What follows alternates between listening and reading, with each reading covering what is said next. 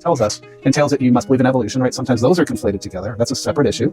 And even if you do believe, I know many believers who think that the process that God used is evolution. I personally have theological and scientific and philosophical worries with that account, but I still think it's a secondary in-house debate that I don't get very worried about. So I always go back to like Alvin Plantinga.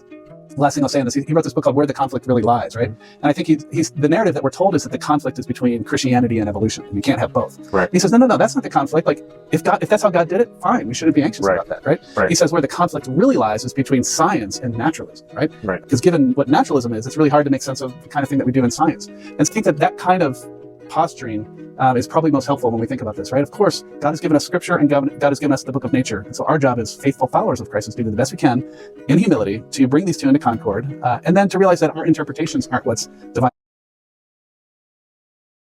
authoritative the scripture is, right? And so we have to have some humility as we interact with those who are faithful Christians that might disagree with that.